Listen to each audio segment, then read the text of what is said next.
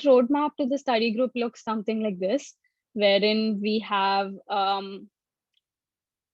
a few sessions that are happening. So we have already covered session on session 2, 3, 4, and today is session 5. So the second session was on basics of running neural networks at the edge. The third session was on quantization of neural networks. Then we had pruning, and now we have hardware at the edge. So today's session is quite exciting. So we're just going to go ahead and begin. So do check out our Slack group just in case you're interested to join in. This is a link. You could maybe scan the QR code for this. So what will you be learning today? So we'll be talking about a recap of what we learned in our previous sessions. We'll be talking about CPU and GPU. We will also be talking about accelerators and FPGA and some common hardware devices. And one of the very interesting parts of our webinar today is scenarios. So we're going to give you a bunch of scenarios and we're going to ask you to choose the right hardware. Do not worry, it's not going to be super tough. We have made the scenarios quite easy.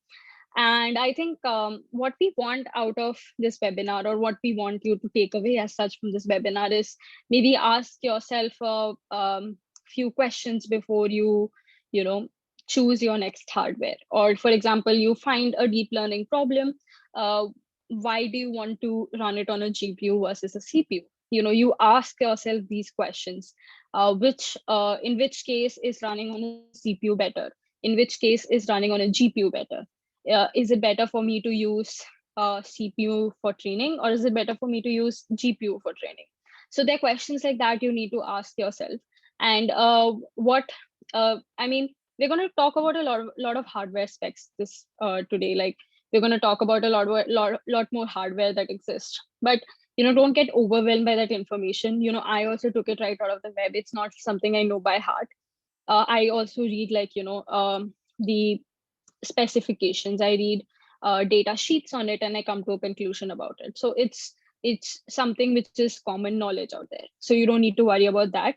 What is the main takeaway is that how do you make a decision when it comes to hardware? And that's something we will be covering today. So another thing we'll be covering today is other hardware devices which do not fall in the above categories, or something else that we want you guys to know about. So yeah, just a recap about why do we need edge computing algorithms. We have realized that there is a huge power constraint. Neural networks, as you know, require a huge amount of computation power to sort of not only train, but do inference as well on CPUs and GPUs. And so we want to make sure that as we go towards the edge, we are building networks that are easier to run on these low powered devices. And they're composed of, floating point values. I mean, that's one of the things that we realized about neural networks, and something we covered in our quantization lesson 2 is the fact that we do a lot of MAC operations in neural network, which means that we do all of these operations in floating point value. And oftentimes, we do that to preserve accuracy, but not the speed. And when we look at inference, we look at the time it needs to execute a particular model, or the speed that is involved. And when that comes into play, we realize that we can quantize models. We can take it from a higher bit, like a floating point 16-bit or 32 or 64-bit, and get it down to a integer 8, like an int 8 computation. So those things can be done. And so that is one thing that we looked into before. We also have memory constraints, which mean that previously we realized that, whatever models that we built are very, massive. They require a lot of memory. And this means that your laptop or PCs might be able to run it. But what happens when you go to a smaller device like Raspberry Pi, which has only 1 GB of RAM? So for that as well, we covered stuff like pruning and quantization, wherein like you can, take your model, quantize it, and reduce its size with the int 8 conversion. So obviously you are doing int 8 conversion. Alongside that, you're also reducing the size of the model. So you could do that. And moreover, there's inference efficiency. At the end of the day, what we want is that doing all of these, like making sure our model is of smaller size, making sure that we are running it on int 8, and making sure that we computationally, or like the power that is needed to run it is not so high, whatever we are doing with all of this is we're making sure that we have inference efficiency. That is what like our models like require less time for doing inference. So what is the goals of an edge computing system when we look at it? One thing is for sure, what we take away from this is models should load faster. And so this means that, you're computing far more faster. And there's less space to be required to store the model. And models should have fewer parameters. And models should load and also compile faster. So at the end of the day, you do want to preserve accuracy. It does not mean that you are doing all of these things to make sure that your model size reduces, you're losing out information. If those things happen, will my accuracy drop? Yes. But we did look into ways in which we could preserve accuracy in some ways. So that is also very important. Like we do want to make sure that our time required to run the model on the edge is far low, but we do want to maintain the accuracy nevertheless. So one thing is definite that obviously we have talked about algorithms as such, but we need to look into hardware now. And why we need to look into hardware is that hardware should not be a afterthought. It should be something that should come into your decision making. So it, like for example, it is one of the first things that you think about while building an edge computing project. It's also perhaps one of the things that you think about while deploying your project on Google Cloud or on Kaggle. I mean, they give you options for running it on CPU or GPU. So I mean, you have to think about hardware. You have to think about things like this when you're running a deep learning model, because the fundamental way in any deep learning model is built, like architecturally, it supports MAC operations, and these are these massive networks. So even though you just run one command that does model.fit, there are n number of things going in the background, and it's important to understand where to run this. Because I mean, all of us can be a really good deep learning engineer by just running model.fit, but I think like we want to be someone who understands the entire process, and that is where hardware comes in. Yeah. Sorry. And yeah. Yeah. I just wanted to add here that like so when we're training a model, right? We choose the kind of hardware that we want to train our model on. So when training our models, we only have like two choices, right? Either we train on a CPU or a GPU. So for instance, if you are going to train like a small machine learning model, or like a deep learning model with only a few layers, you're probably going to just choose a CPU. But if you're going to train something that is really big, right, something like a GPT N network, you'll choose a GPU to train it. So like choosing a hardware is not something that many of us are unfamiliar with. We already do it when we train our models. But when we go to deploy our models, especially at the edge, hardware choice is actually more important, because we'll tell you some of the reasons. But also, in addition to that, it's also really important because there's like so many choices, and so it's very difficult to choose which is the right one. And oftentimes, once you make a choice, it's really hard to change it, because you'll be once you make a hardware choice, you'll have to kind of build all your software pipelines and all specific to that hardware. So once you start building that, it's like sunken cost. You can't really change it afterwards. So yeah, sorry for interrupting. Please go ahead. Yeah, absolutely. So what we want to say is that definitely you should think about hardware in your process, like whenever you are doing deep learning as such. And there are power requirements too. Like what is your dedicated power source? Are you using solar powered? Is it battery? Those things also play a very important role. Where is the hardware being deployed? This is so important. One thing that most of us often forget is that we think, okay, our models are running on this really huge servers located somewhere else, miles and miles away. I don't have to worry.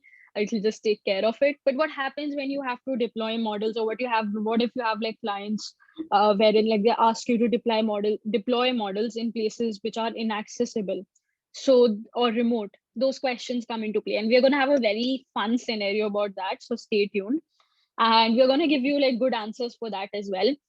What again and again, I'm going to say the same thing. Our answers are set in stone, but we definitely are going to give you those thinking tools that next time you're going to get a project, you're for sure going to reason with the hardware. And so cost, when we look at the cost, like how many devices do you need? Like what is your budget?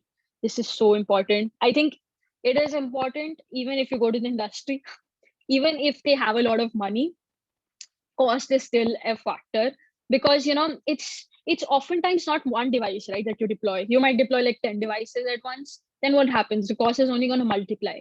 And it's not only the cost when it comes to industries, especially when you're doing your own projects and you're doing your own mini projects. Cost is so important. I have like we oftentimes joke about the fact that we try and get free hardware from places. It's because of the fact that there's a fundamental cost involved with most of this hardware. And we will also give you tips not to worry about getting free hardware, about how we went about doing it. But if you're buying a microcontroller or a accelerator, you definitely have to think about cost. How much is going to cost me. So it's the same when it comes to industries. Like you definitely have to come up with a budget of how you're going behind purchasing these devices. So yeah, and lifespan, I think that's also very necessary. I will comment on it again in the future, but when we look at different devices, CPU versus FPGA, what has better lifespan? Or CPU, GPU, or accelerators versus FPGA, which has a better lifespan? So all of those questions will be answered today. So yeah, let me jump right in into CPUs.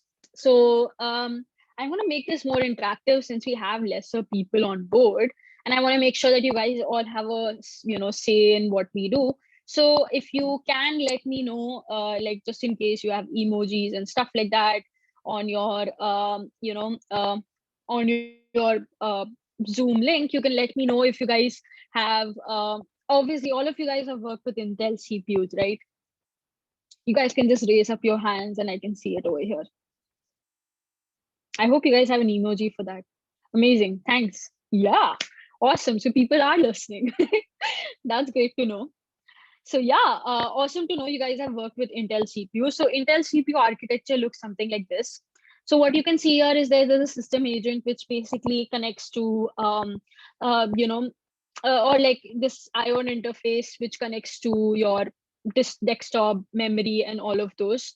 And then you also have these CPU cores, which is very interesting because most Intel CPUs have these multi-core systems, which is another interesting factor about CPUs. And then they have something called an integrated GPU, which Soham will be touching upon, which is also present on the CPU board. Now, there is many more things, but I want to give you an overview because I don't want to deep dive into what CPUs are too much.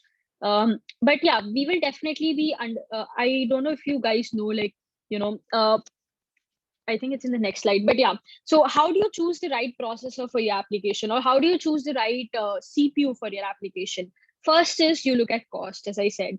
We'll be looking at three CPUs in the next slide: Intel Atom, Intel Skylake, and Intel Xeon. What you will realize when we go towards the next slide is that oftentimes, Intel Atom is far more cheaper than Intel Xeon. So then, should you choose Intel Atom? Well, let us look into it. But also one other thing we have is clock speed. How well, what is the clock speed of my system? So ideally, I think it's around 3 to 4 gigahertz for Intel CPUs, if I'm not wrong. And we also have multi-core structures, as I said.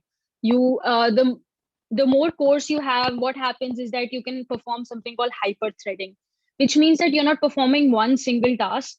You are splitting the tasks on these 4 cores. For example, from a 4-core structure, you can pull up like 8 threads and perform multiple tasks concurrently. And that is supported by giving you more cores. So Intel CPUs for sure have that. And another factor which plays a major role is TDP, which is something that you might have heard me mention again and again. It's something called the thermal design power. So in most cases, CPUs have like around 140 TDP. But one thing is very interesting is that Intel Atom has a lower TDP than Intel Xeon. So another thing that definitely pushes us to think, okay, maybe Intel Atom is a better CPU than Intel Xeon for sure, because I've already said they cost less. So, and they have a better TDP. So probably I should choose an Intel Atom. And one another thing which plays a very major role, even in CPUs and in FPGAs, is ambient temperature. So ambient temperature can be anywhere around minus 80 to 100 degrees Celsius. And this is, the basic operating temperature at which you, for example, you might have also seen, right? You run a lot of tasks together, your CPUs will, heat up. So you want to make sure that, CPUs have that good operating temperature to work at. So that's something that is important for your processor or your CPUs too. So when we look into the Intel Atom and Skylake and Xeon, what we see is that yes, Intel Atom for sure costs less, and Intel Skylake costs, a little more, and Intel Xeon costs way more than Intel Atom in comparison. But the performance is also something which is an important factor. So Intel Xeon has a way better performance than Intel Atom. So this is why, when you make a decision, how do you go about doing it then? This becomes tough, right? Um, so, I mean, at this point, you have to ask yourself, do I have enough money to purchase an Intel Xeon? Or do I have enough money? Or is budget really a constraint for me and I can give up on performance? I mean, you come to conclusions like that from this scenario or this, particular CPU collection. And then we also have ARM CPUs, which are very famous and are used particularly in microcontrollers. So what's interesting about ARM CPUs is they use like a reduced instruction set computer, like they have a RISC architecture as compared to Intel CPUs. I mean, not it's like you would say it's a general thing. It might not be same for all types of ARM CPUs, but in general, they perform like a RISC type of instruction set, which means that they perform smaller number of instructions at a time. So this means they can operate on a much higher speed. And they also have easy integration. So one thing with ARM is that you would have seen it on like ARM CPUs, like for example, on phones, Snapdragon and all of those. They are also like obviously they're built with Qualcomm, but yeah. So they are also a form of like ARM CPUs, and they're present with GPUs. They're present like I think currently you have ARM based GPUs too, and then you have multimedia decoding cores. So all of these things like make it much more easier for integration, the ARM CPU. And one of the very interesting fact about ARM CPUs is that they have far lower heat dissipation and lower power consumption. I guess this also attributes this type of instruction set they have because of the fact that when you take a CISC architecture, you perform a large number of instruction or a very major instruction at a certain time. Whereas in like a RISC, you're performing smaller number of computations, which means that you have lower heat dissipation and lower power consumption for sure. And you can see these comparisons here too. So like, for example, if you start with a Cortex A553, it performs at 1 gigahertz and it has highest efficiency. But as you move on, just similar to how we looked at Intel, highest performance is given by Cortex A57. But obviously, it might not be the same now. They're coming up with new CPUs.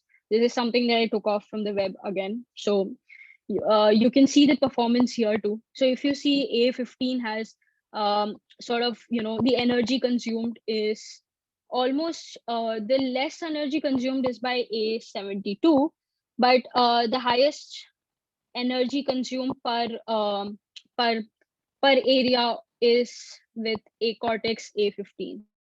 So all of these factors for sure play a role in uh, you know purchasing a CPU. We want higher performance, but what we will see with higher performance is oftentimes is that that particular CPU will have higher TDP, which means that it will dissipate more heat. So where do you go use it? You use it in data centers or data servers where you have enough air circulation or you have enough cooling methods to do that. So all of these questions do come into play. So yeah, let me now give this to Soham.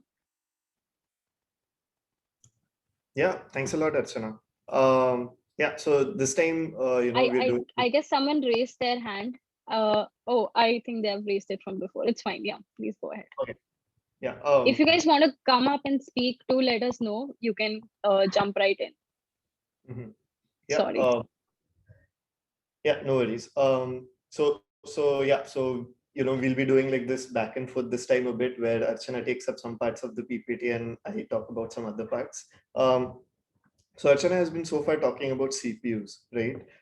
So the thing about CPUs is that how they are built is that they are good for latency. So what that means is they can perform complex tasks, but they can only do these tasks one at a time. They're really particularly not good at doing multiple tasks at the same time. So that's what GPUs are optimized for. GPUs, on the other hand, instead of being optimized for latency, they're optimized for throughput. So how many tasks can they do at the same time? And the reason for that can be like pretty clear if you look at like the number of the design of CPUs and GPUs and the number of cores they have. So if you see here, a typical CPU, like where each green box is like a core, a typical CPU will have like, 4, 16, 64. I think there are some even 128 core CPUs. But yeah, the number of cores they have is like really, really less as compared to the number of cores a GPU might have. So for instance, like the latest NVIDIA 3090 GPUs, these have like, I think somewhere around 10.5 thousand cores. So 10,500 cores as compared to a CPU. And what these really large number of cores allows GPUs to do is that they can perform many tasks together, but the tasks have to be really simple. So whereas CPUs can perform like complex tasks, GPUs can perform like many simple tasks. And the reason for that is like it's pretty clear if we look at the architecture of a GPU versus a CPU. So this is what a CPU looks like internally. You might have a few cores, and each core will have a processing unit, often called like an ALU or an arithmetic logic unit, and it'll also have some memory. So memory is kind of organized in hierarchies as L1, L2, and L3, where like the lesser number is like faster, but at the same time there's less of it. Um, so yeah, so CPU cores have each of these cores have some memory associated with it, and what that allows them to do is it allows them to quickly take data, do some complex computation, and then switch over and do another task. After that, so they do tasks one at a time. And they're really fast at that. So they're really optimized for like doing a task quickly, and then switching over and doing another task. But in many cases, that might not be something that you want to do. You might want to, for instance, if you're doing a matrix multiplication, the multiplication at each value of the output matrix, it's not dependent on the other values, right? So ideally, you should be able to calculate. You should be able to calculate, like if you can offload the calculation of each value in your output matrix to its own like core, then you can get your results faster, right? Instead of calculating them one by one. And that is where like, GPUs are really good at. So this is what a GPU looks like internally. Each GPU will have something called a streaming multiprocessor. And these streaming multiprocessors or SMs each have a few cores, and each core has their own, like each group of core has their own associated L1 cache. Um, so when you program a GPU, you can access each SM and you can give tasks to each SM, and the GPU kind of decides how it wants to set like give the tasks to the different cores. But because you have like many SMs in each processing cluster, and then you can have like multiple processing clusters, you can actually do like a lot of tasks together. So this makes GPUs really good for doing, like neural networks, as well as like doing stuff like, let's say, ray tracing for video games and stuff. So yeah. Um, and GPUs, they so GPUs can be discrete, like in this, like for instance, like NVIDIA GPUs or AMD GPUs, you can buy them separately, or like Archana mentioned before, they can also be integrated along with your CPU. So that those are called integrated GPUs, and they look something like this, where like your CPU has a few cores, and it also has a small graphics processor. Um, but because GPUs can do a lot of tasks at the same time, they're really good when working with batches of data. So for instance, this is the performance of like the images per second, or the frame rate, or the throughput, um, for different integrated GPUs. And you can see that if you batch your inputs, like for instance, in this case, in batches of 8, your throughput is actually much higher as compared to when you don't batch it. So for instance, on an Intel Core i7 CPU, like the integrated GPU in that CPU, if you just send like one image at a time, you can process 150 images in 1 second. But if you send it more images, if you send it 8 images at a time to be processed, because the GPU can offload its computation to the different processing clusters and SMs, it can process more images per second. So like in this case, like 250 images per second. So when is something like this going to be useful? So let's say you have you have a scenario where you have multiple cameras feeding images to one compute node, or one GPU. In a case like that, you would ideally want to use some device that has the capability to process multiple images together, so that you can so that you can process images from all cameras at the same time, instead of having to process one images from one camera at a time, and then uh, you know having more latency. So yeah, that's where GPUs are really useful. Um, another kind of device is called an FPGA. So FPGAs are like a bit complicated, so we won't go in much detail. But I think the best way to explain what an FPGA is that in a CPU or a GPU, you tell the device what to do, right? But in case of FPGAs, it's like you tell the device, what to be. What do I mean by that? So let's say you have a pet dog, right? Let's say you have like a really old dog that you adopted. Um, so that dog will have already probably learned a few tricks or a few commands that it knows, and it can do those commands, like sit, or like shake hands or something. So the instructions that those dogs can understand, it's like it's constant. You can tell it, you can teach like an old dog to do new things, right? Um, Maybe you can, I'm not sure, but like let's assume that you can't. So in that case, you can only tell the dog what to do. But let's say you have like a new dog, right? A puppy that you like adopt or something. So you can actually teach that puppy to do multiple tricks, right? And so you can teach that dog, instead of telling that dog what to do, you can tell it what to be, in a sense. And that's how FPGAs are. FPGAs so essentially can be programmed to do anything. So how they work is that FPGAs have these things called configurable logic blocks, or CLBs.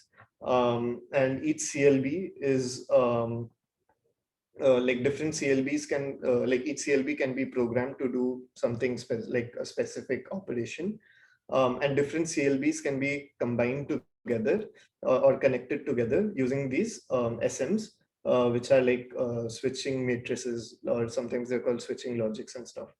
um, and then you also have some input output, or IOs, that can be used to connect different devices.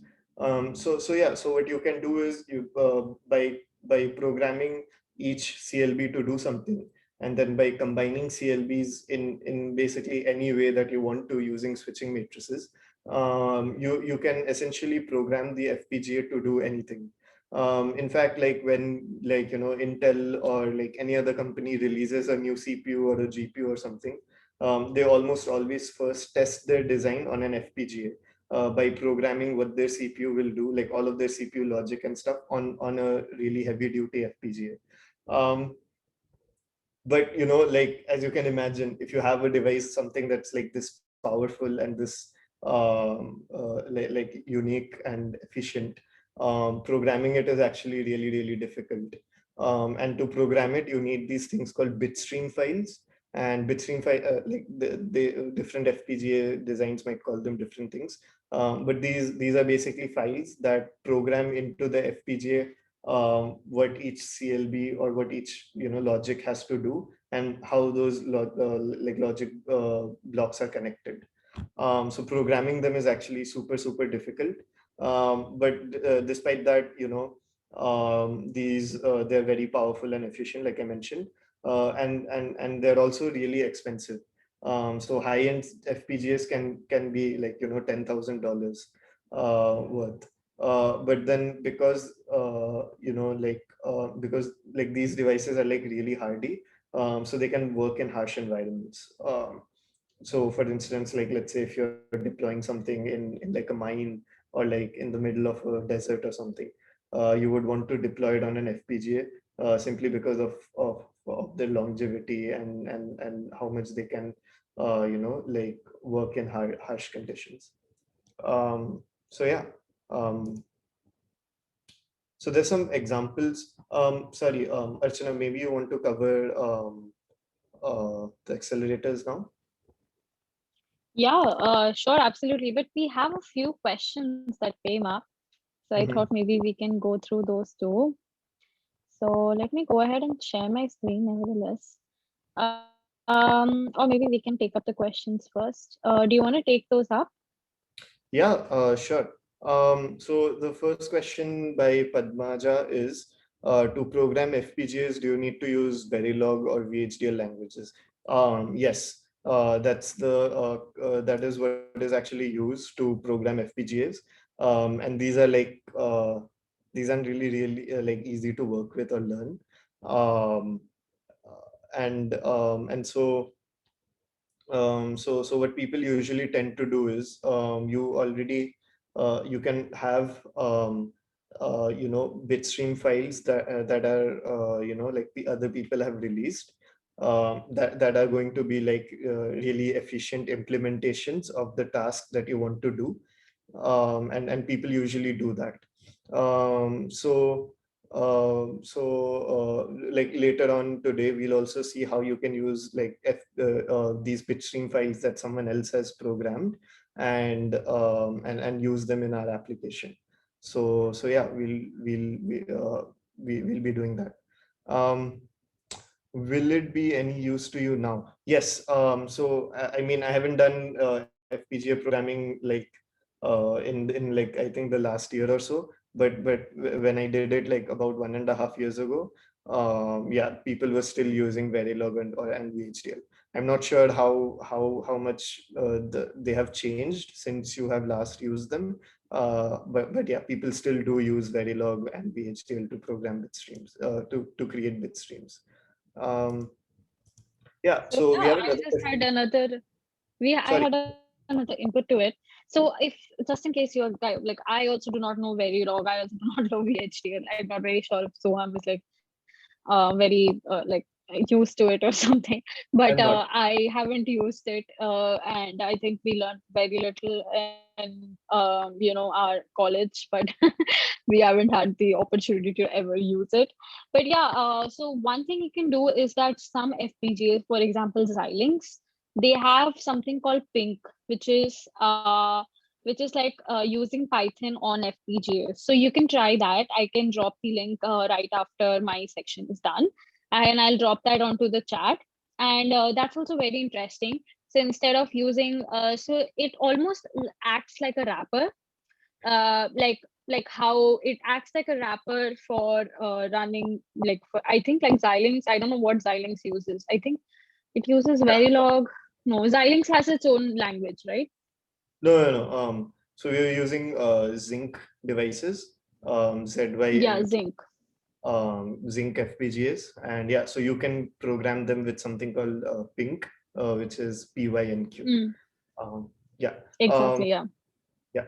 So there's another question by Debbie.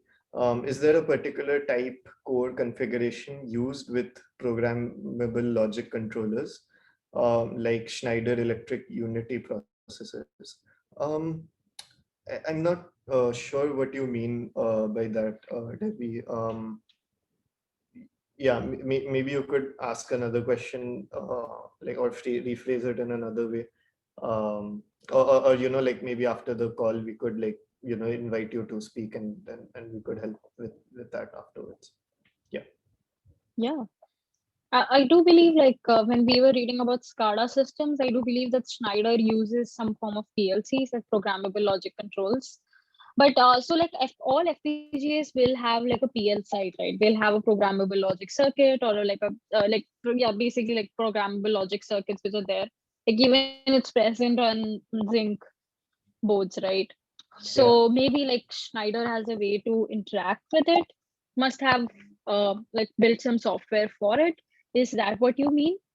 If so, can you elaborate on it? Because like I haven't personally used this Schneider software directly, but if you need a way to, like, for example, deal with the passage, or maybe a way to communicate with the PL side via the processor or something in an FPGA, we could suggest that out. But you could like elaborate on the question for that.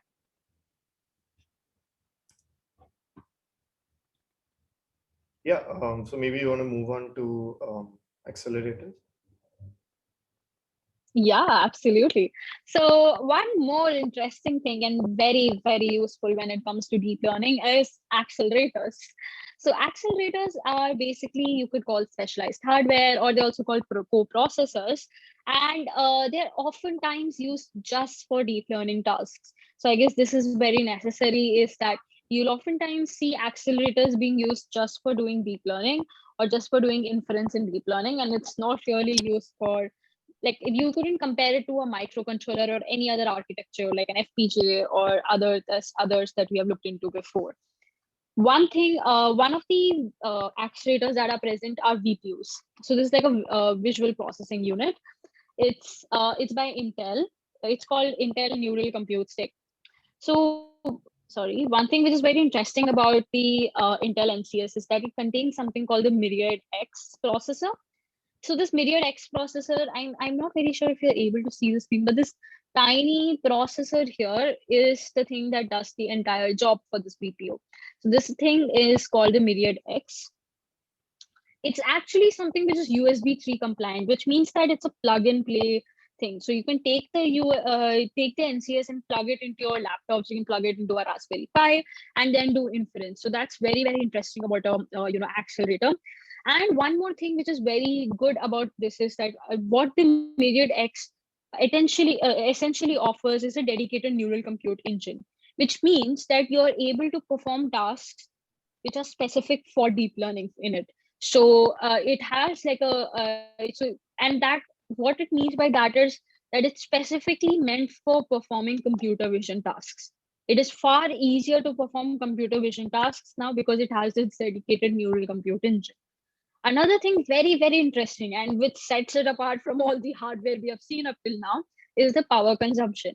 The neural compute stick consumes less than 2 watts of power. So which makes it very, very ideal for places where that you do not have a lot of power consumption in hand. Uh, One thing to note here is that it is not a replacement for a CPU or a GPU or any other microcontroller. What it does is it aids in the inference.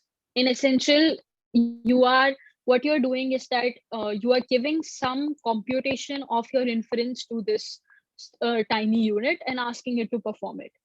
So you aren't doing the entire thing on this unit. It is not something which is capable of doing that. But yes, it is capable of doing, maybe, for example, this is capable of taking a TensorFlow model, or maybe you doing some tensor operations on this particular chip.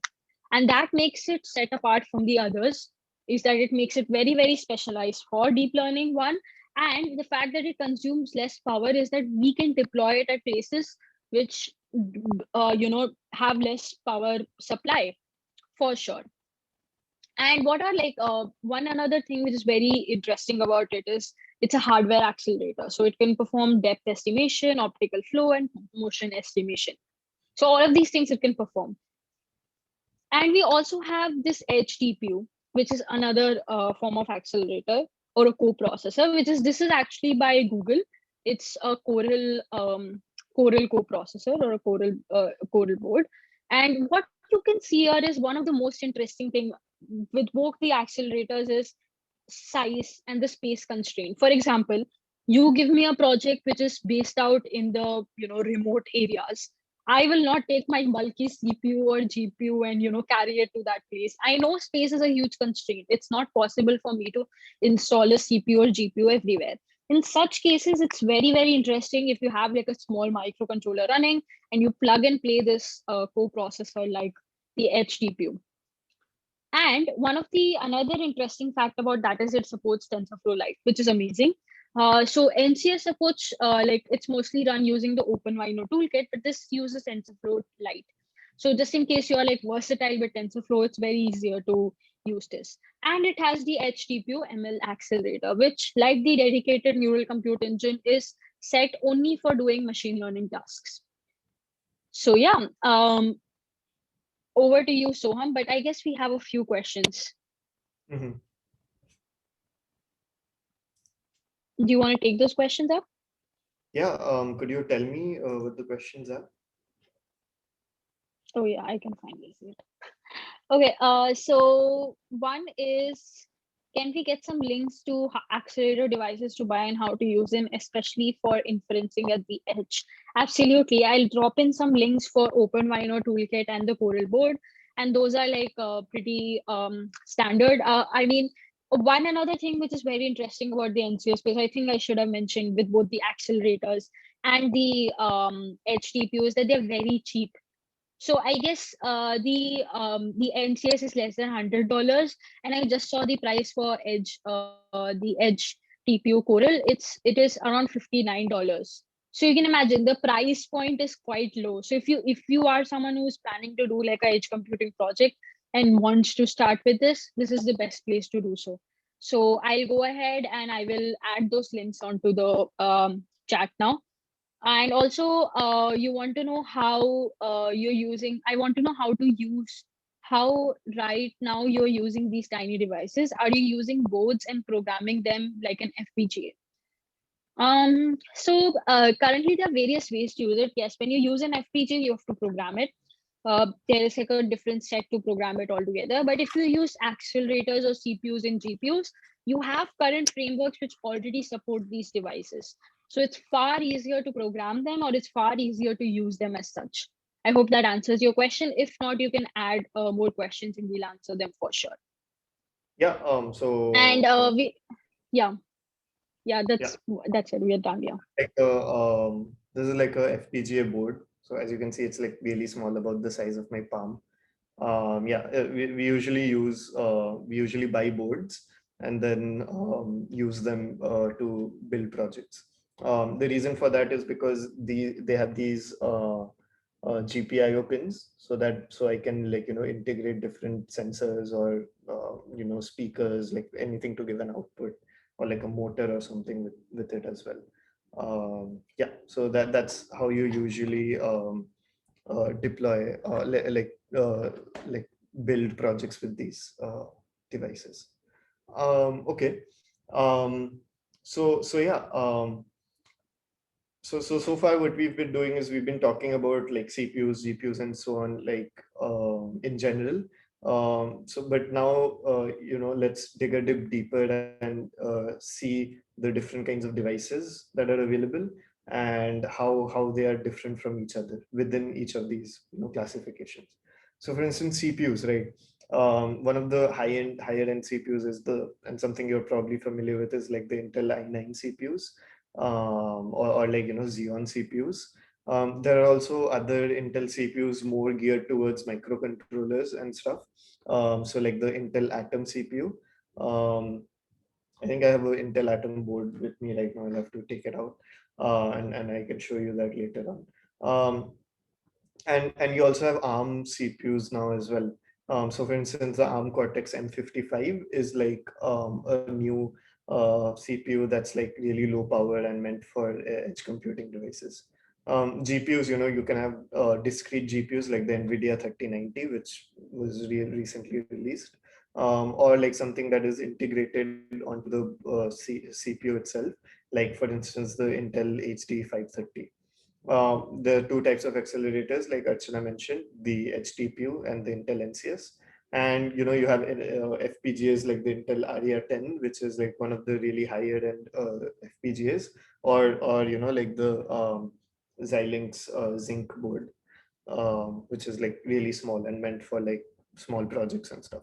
Um, but yeah, what you'll see in general is that with higher performance, the cost also increases. And also, like the size kind of decreases as the performance decreases as well.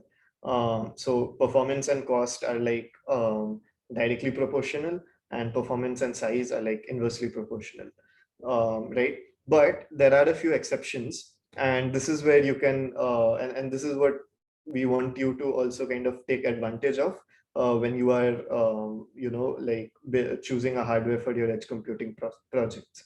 So for instance, accelerators like the HTPU and NCS, the performance isn't that good, but it's not really bad either, right? And we'll see some of these results in some time, but they actually cost like really low. The cost is really less, and they're also really small as well. And so if you have a project where you need slightly higher performance, but you don't have a lot of budget and you don't have a lot of space, you would choose an accelerator. On the other hand, let's say for instance, you need something that that you don't want a lot of performance, but at the same time you don't want to pay a lot of money for that drop in performance, and you want something that's really small. So that's where you would use like an ARM CPU, right? If you want something that's slightly more in performance and costs a bit more, but you still want something that's really small, then you would choose like an Atom CPU to work with. So yeah, that's like so these are the kind of things that you have to like think about and analyze before choosing a hardware. And to help you do these, we'll give you some example scenarios, so that you're more um, used to this. Um, so yeah, finally, how do you actually choose a hardware? We've seen some of the more common ones, which is like power, performance, size, and where it will be deployed, its lifespan, and its cost. There are also some other things that you might want to take into consideration. So one of them is software compatibility. For instance, like our like edge TPU accelerators, they are only compatible with TensorFlow Lite models, whereas the Intel Neural Compute Stack is only compatible with models that have been converted into OpenVINO's custom format. So if you have a model that's not in either of these formats, then you can't choose that device.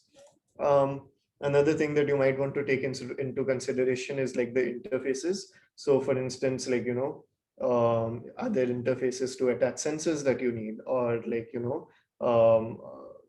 are there interfaces that you can use to debug your device, um, power your device, so on. These are some things you also would want to think about. Memory is also a huge bottleneck in many of these devices. So if you need something that loads models much faster, or you need something with a lot of memory to execute, then that's something that you also need to like think about when choosing your hardware. And finally, scalability. So for instance, if I have to, like, let's say deploy something uh, in like in 10,000 different locations, right? I have to think of a way to actually like like think how my solution would scale when I have like a lot of devices, and how much will it cost. So for instance, you might, so for like if you're deploying something to a few places, you might choose like to deploy on a Raspberry Pi or something. But if you have to deploy to a lot of places, and you don't have a lot of budget, then you might choose something smaller like a Raspberry Pi Pico to deploy to. Uh, yeah, and like remote, or like over there updates, like does your device do you need to do that, and if so, does your device support it? Yeah, that's also something you might want to consider. um, so there's actually this thing called DevCloud. It's by Intel. And they have a few like devices that you can play around with, like CPUs, like Intel devices, obviously CPUs, Intel integrated GPUs, FPGAs, and the VPU, which is the neural compute stick. Um, so this is for free, and you can actually submit jobs to these devices and get their performances. Um, let's actually take a look at that.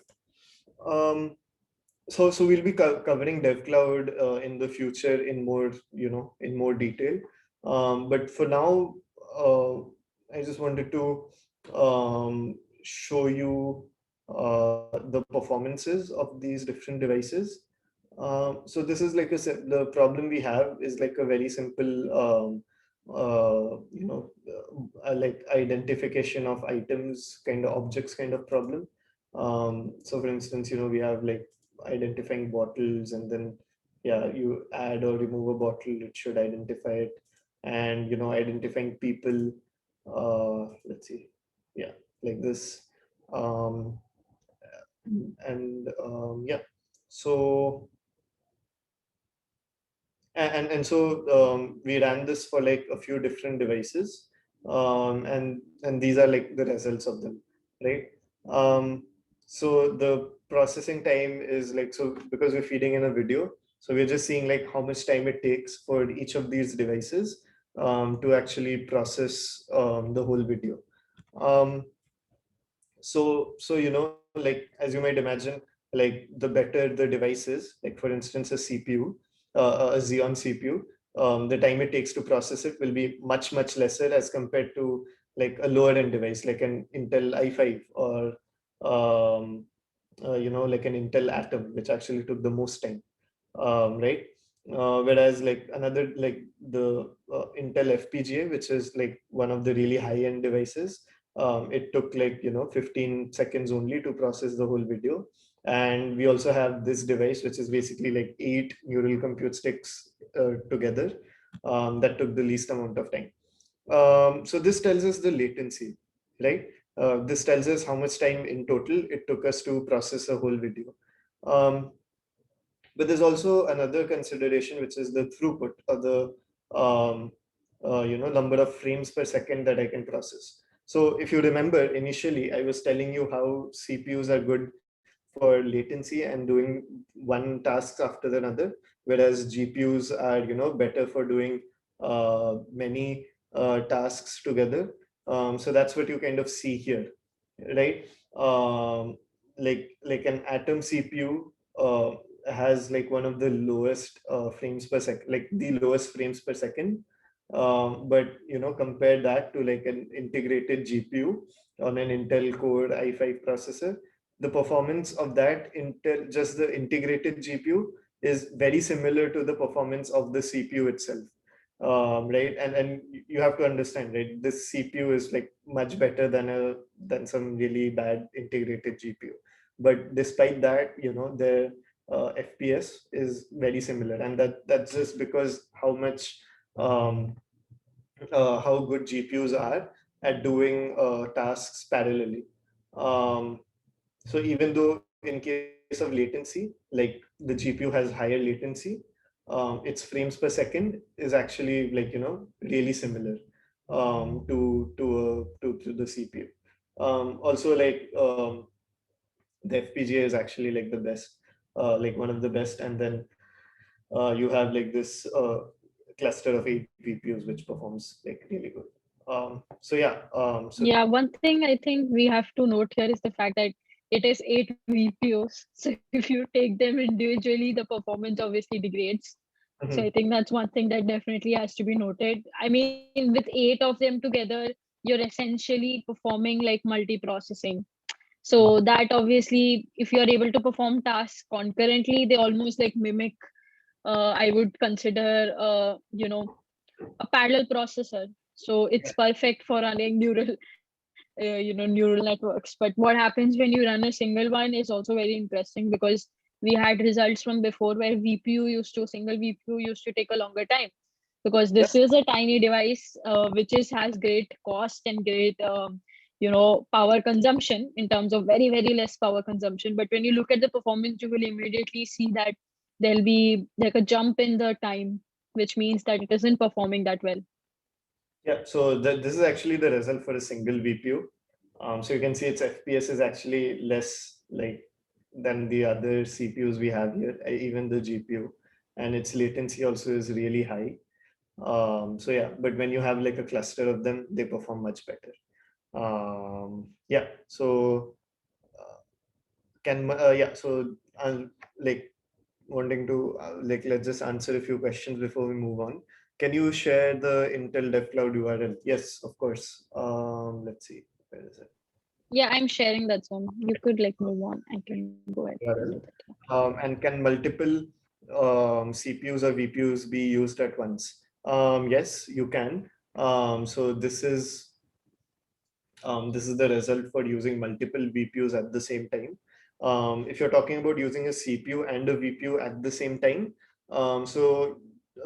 ideally your VPU is much better at doing ML tasks. So you would offload your deep learning tasks onto the VPU, right? Especially if you have like a really bad CPU, and then you would use the CPU to do some other tasks that it's really good at, like for instance pre-processing images, or like reading images from a camera.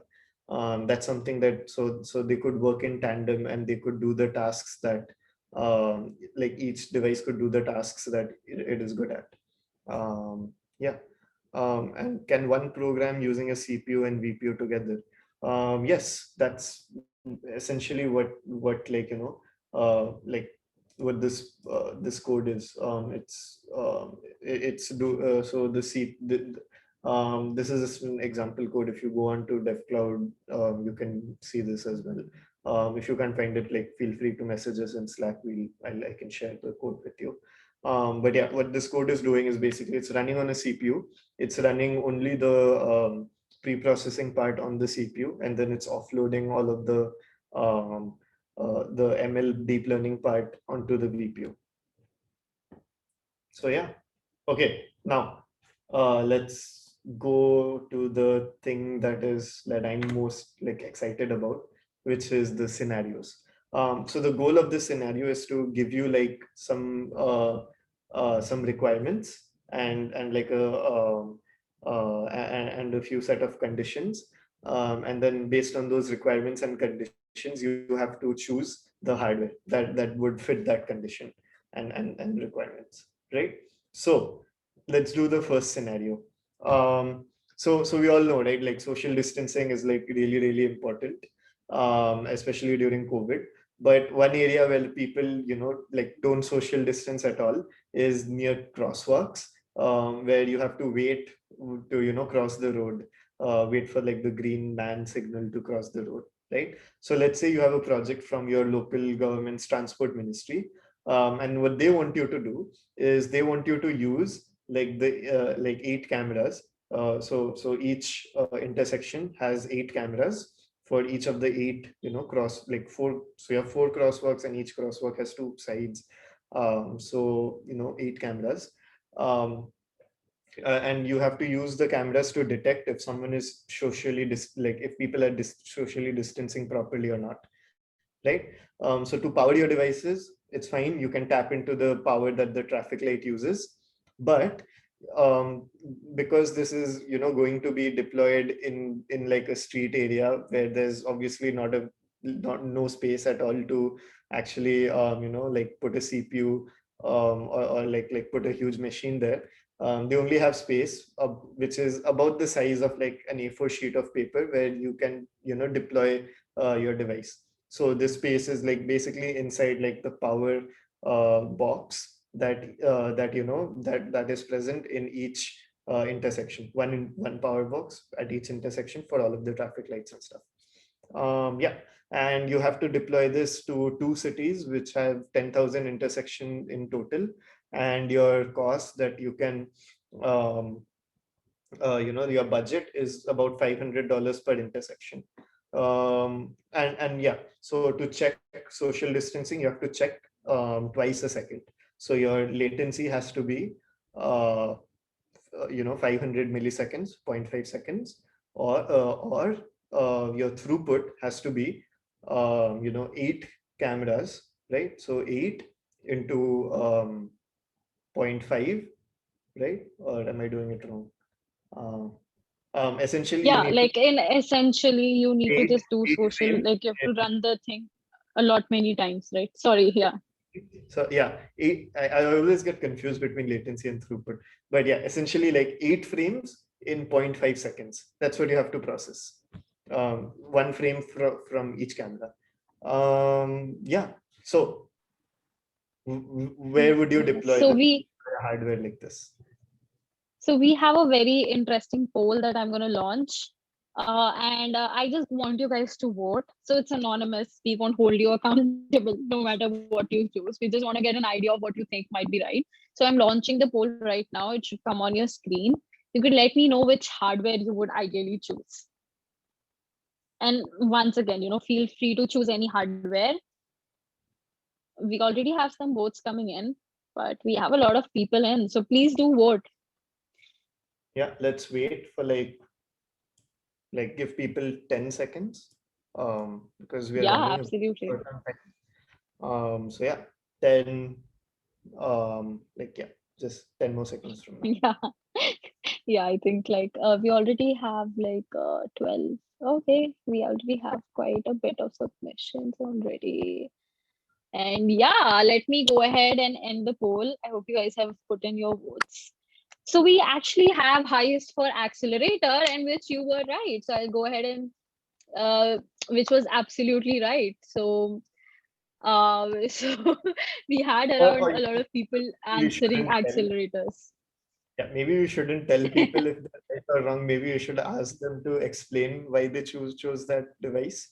So yeah, so anyone who chose Accelerator, could you maybe like raise your hand and then we'll invite you to speak and we could discuss. It's completely fine if you guys don't want to do. It's just something that we want to talk about, and we want to keep it open ended. So Yeah. if you guys are interested to talk about it, do raise your hands. Mm-hmm. Or like, if you I choose don't think we another have device. everyone raising. Yeah. Yeah, did you choose another device and you feel like we are saying something wrong again? Raise your hands and we could talk about it. We don't have people coming forward. I guess everyone is very skeptical. It's not going to be like school. Oh yeah, we had someone Yeah. raise their Yeah. hands Yeah. here. So, okay, this is Renju here. Why I choose is that it's a Hi, traffic Ranju. common. Yeah, hi. So it's a common area. So you cannot take a bigger machine over there. So a lightweight will happen. So that is one of the thing that I was thinking. And at the same time, the latency is not that very. You need to have it. So that's another option. That's the reason that I choose. Yeah, absolutely. Yeah. You kind of picked up the important requirements, and then you chose a hardware. But my question is, why wouldn't you choose, let's say, an Intel Atom CPU, right, which is also really small? But I Um, thought about the cost part of it. Hmm, absolutely. Yeah, right. So yeah, so for instance, if you did not have the cost, constraint, you would probably have chosen like, Yeah, the $500 matters, no? So and that to a government. yeah, absolutely. Awesome. Thank you. Thanks. Um, Thanks for letting me to talk. Thanks. well, it's okay, absolutely. Yeah. Let's see. So do we move on, or does anyone else have like, um, anything else that they want to maybe share about this? Maybe they picked up something else.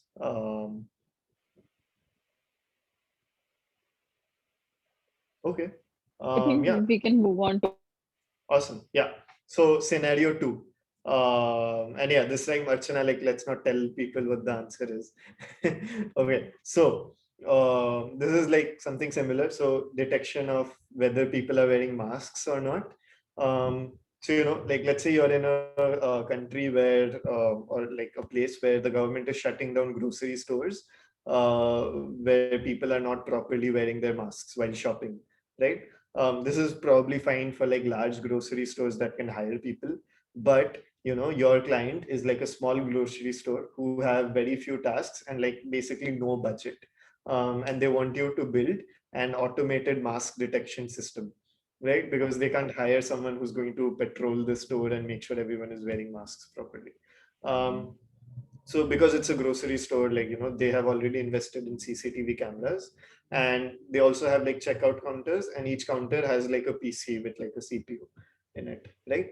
So the owner of the grocery store, they want the system to be fast, but then again, they don't really need it to be really fast, because as long as they're able to like, catch people not wearing masks properly, like, every few seconds or something, that's fine.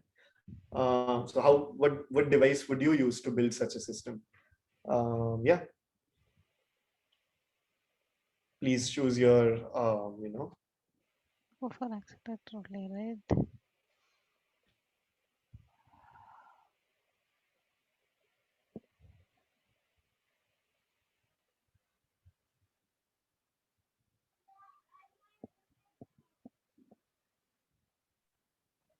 Very, very interesting results so far.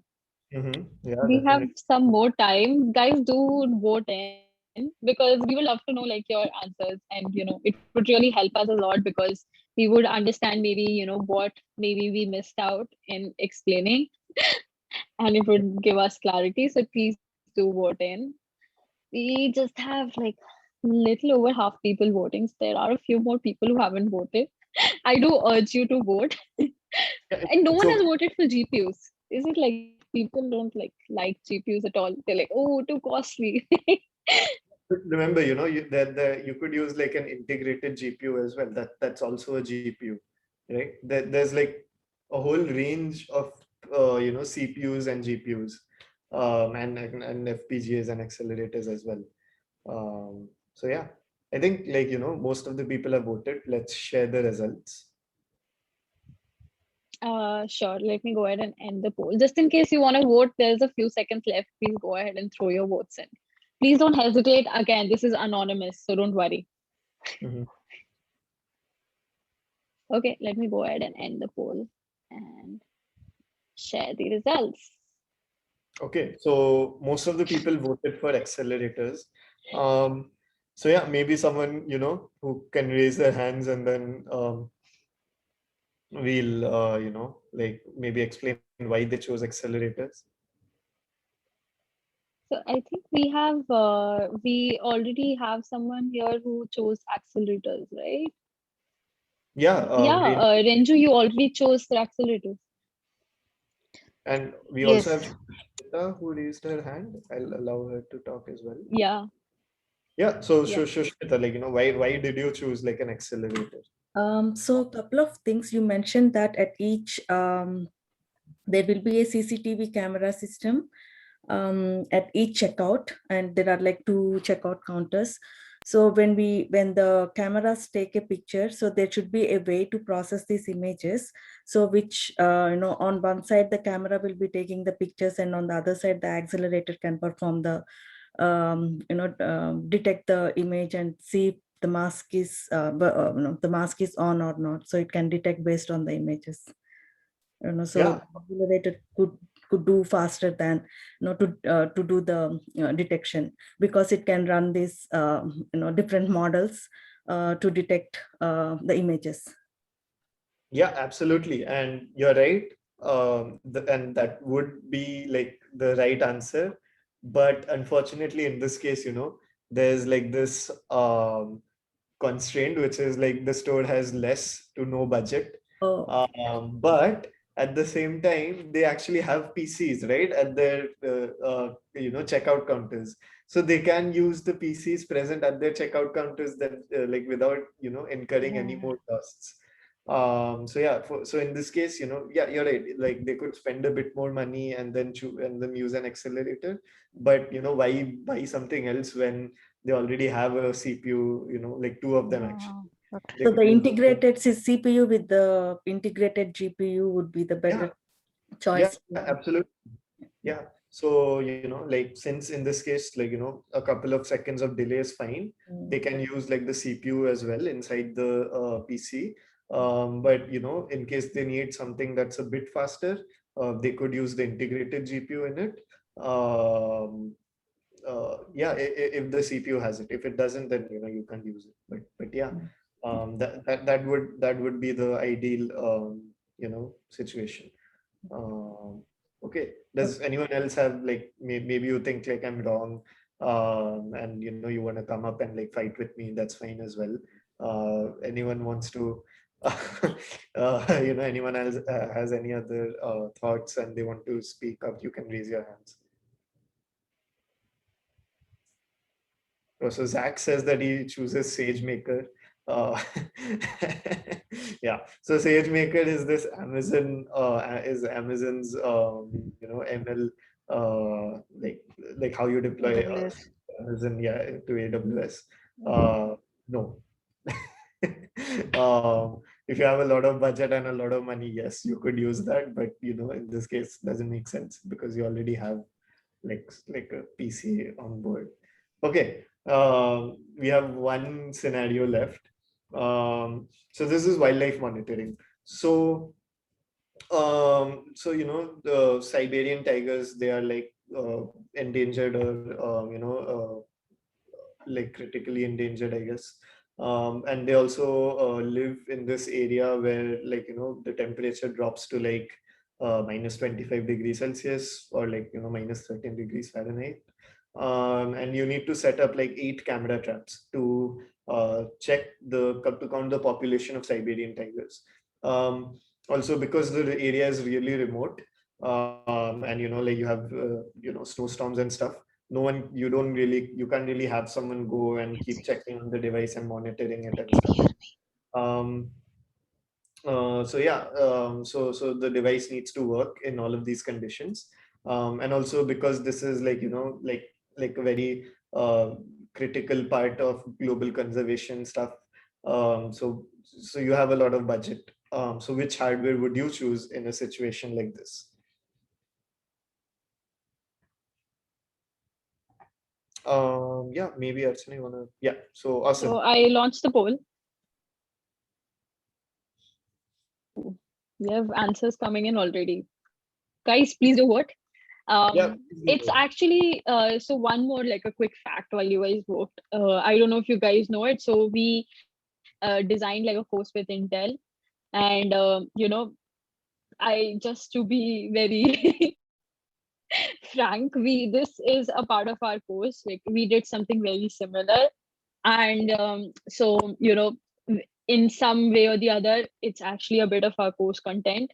So please do go ahead and vote, because this really lets you like the way that the course was built was definitely an objective to make sure that people go away learning something from it. And if you vote, you guys can learn more. So I definitely encourage you guys to go ahead and vote.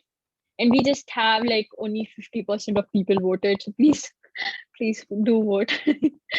It can help us understand what we didn't explain well, and if there is something we could work upon. So we're just gonna wait till it reaches 70%, or at least like a few more people vote. Guys, please do vote in. I'm gonna end the poll very soon. Just give any answers. Again, it's anonymous. Only if you want, you can come up and give your answers. If not, you can like listen in. It's completely fine. Please do vote in. I mean, this is a very, I guess, straightforward scenario. We are also saying that the operating temperature has to be really low. So which device comes to your mind? I guess we can like end the poll and then show Yes, that. I'm going to go ahead and share the results. Yes. Okay, so yeah, FPGA has the highest number of votes, but I also see a few people who voted for GPUs and accelerators. So maybe one of those people could you raise your hand and then, like tell us why you chose these devices?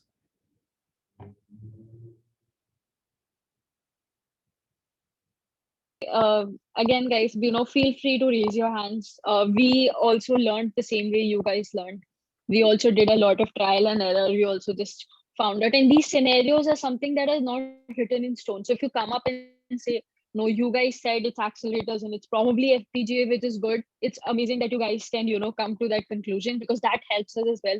That means that we have given you proper information that you were able to come to a conclusion that no, accelerators weren't good and FPGAs were instead. So if you answer such questions, it really helps us. So just please do go ahead and drop your answers in, or like do let us know. Oh hi, so Debbie raised up her hand, which is amazing. Hi Debbie, I'm going to allow you to talk now. Yeah, Debbie, I guess you can unmute yourself. Yes. I guess the key thing that stood out to me when it mentioned several instances about the environment and the harsh conditions, I guess that's kind of what stood out to me. Is why I selected the option I made. Yeah. But so which option did you select? Was it the FPGA? Oh, yeah. Awesome. Yeah, that's absolutely correct. And this is why I kind of kept explaining like we are at a very harsh climate and like temperatures drop a lot. So yeah, FPGAs are actually one of the best devices when you have to deploy something to an environment that is not really like that's really harsh. So if in case you come across a scenario where like a scenario like this where the device might be in be subjected to like a lot of weird conditions, it's just best to choose an FPGA. So you can, like I said, you can choose like in this case I mentioned budget is not an issue, just to kind of push you guys more towards an FPGA, but you can also buy like really cheap FPGAs as well when you have to deploy to an area like this. But I'm curious, like what would you what would you have chosen if, like, let's say the temperature and all wasn't an issue? What if we were deploying this to like I don't know, like somewhere in India where like the temperature is it's fine, or where the condition isn't harsh? What device would you have chosen in that case?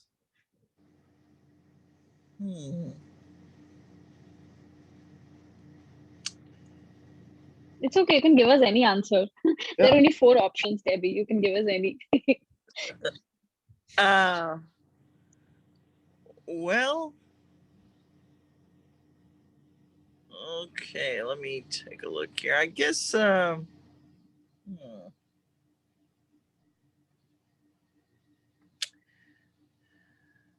just feel like the safe bet would be the FPGA. Okay. Because Yeah. Go ahead. Absolutely. Yeah, if the harsh environment, if that wasn't an issue and cost wasn't an issue, I don't know, maybe because it says 8 camera traps, maybe the what was it, the GP? GPG. Mm-hmm. Yeah, maybe that one. Yeah. So if you actually remove like the harsh environment criteria here, you like a lot of devices would then start to make sense. Especially if budget is not an issue. Like for instance, like you could use accelerators. Like if you want to like save money, you could use accelerators. Camera traps are usually not close by; they're usually far apart. So you don't usually have like one hub that's processing the requests from or the images from all the cameras. So in a case like that, an accelerator would probably work fine. Maybe even like a really cheap CPU, that would also probably be, fine. So yeah. But let's say, budget was not an issue, but power was an issue. Let's say you're still deploying to like a remote area, Mhm. maybe like some jungle, where where you can't power your device, properly, but you still have to, but budget is still not an issue. So in a case like that, yeah, you could deploy to an accelerator which consumes less power, or to like a very simple ARM CPU that also consumes less power. Yeah, so yeah, it I guess what I'm trying to say is, like, you always have to consider like the three main criterias, which is the cost, the environment, and like how much performance you need.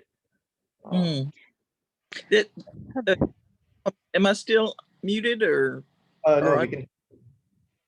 I was just wondering if I could see, because I didn't get a chance to capture that. There was a list of things. Uh, oh, I can't remember now.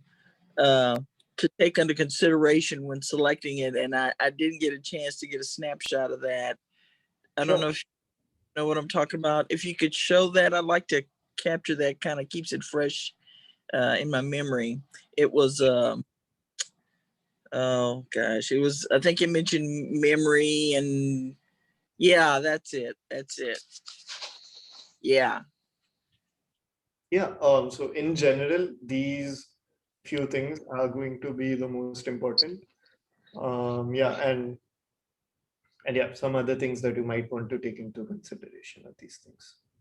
Okay. Okay.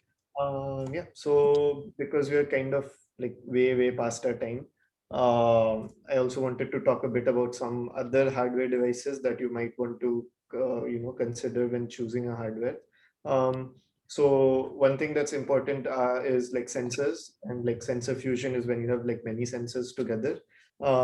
So when you have something like that, you have to consider, like the different kinds of sensors that you will integrate. So cameras, accelerometers, pressure, temperature sensors, stuff like that, and how much power each of these sensors consume, because they'll add to your total system power, right? You'll also want to consider like what the precision and the range of the sensors are, and how fast they are, and if they're compatible with your main device and with the software that you're building. So for instance, let's say like you have a temperature sensor, right?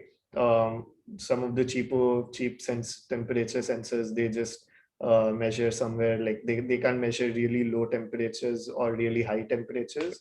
And even if they do, sometimes their precision and their accuracy isn't really that good. So those are things that you might want to consider um, when choosing a hardware. Another thing is like the kind of output devices that your device will have. So for instance, some devices have like a speaker as an output. Some devices use LEDs, or like some like a screen, and some other devices might be controlling another device like a motor or something. So all of these output devices will also consume power. They'll also have their own precision, their own ranges, speed, and stuff like that. So that's also something that you need to consider. And finally, you'll also need to consider how you will combine all of these devices, right? um, so this is something that me and Archana worked on like a few years ago during our undergrad, when we didn't really have a lot of standard devices to devices to connect a lot of stuff. So for instance, here you can see like we have like a mess of wires. We have a few batteries, and we also are giving power from like an external power source, because we different devices are consuming different power. So some needs like less power, so we can power them with a battery. Some needs more power, so we need like power from like a wall plug. And yeah, it's just like really messy. But now you have something called like the Arduino Edge Control, which was actually released like I think like last week, like 2 days ago. And this would have been a lifesaver when we were building this, because this device controls like everything. Right, so each of these ports you can connect like a lot of like different sensors and different output devices to these ports. You can also connect a battery here, and you can also control which device gets how much power, and how often we read from the device or how often we write to the device. You can control all of that. So yeah, um, I think that's pretty much it. Um, and yeah, so I think we have a few Do join questions. our Slack group. We Oh have a yeah. couple of questions. Yeah. So can CPU and VPU be used in robots? I think sorry, I'll go ahead and switch on my video. I definitely think it can be, but it depends on how you want to use it.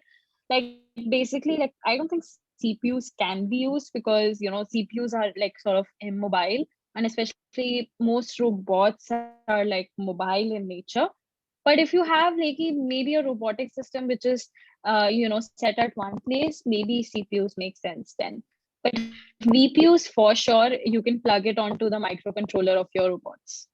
Yeah, so there's like different Um, ranges of CPUs, right? You can't use like a really high-end CPU in your robot, like the same like the CPU that's in your laptop or something, unless you have like a really huge robot. If you have like a small one, you would want to use like a smaller low-power CPU. Yeah. Okay. So so yeah, Seshu has a question. So accelerators, like the Intel Neural Compute Stick or the HTPU board, describe that they are used for prototyping. Would that mean accelerators are not really for production and real deployments? I think that's more of like a marketing like thing where like the companies don't kind of want to take responsibility if you deploy it and it fails. um yeah, but in my experience, I've deployed stuff on, like, I've seen other people deploy things on a neural compute stick and they've lasted for like years without failing. Same with Corel as well. Yeah, it's fine. Like I personally wouldn't have an issue with actually deploying it like in production and like in real life. um yeah.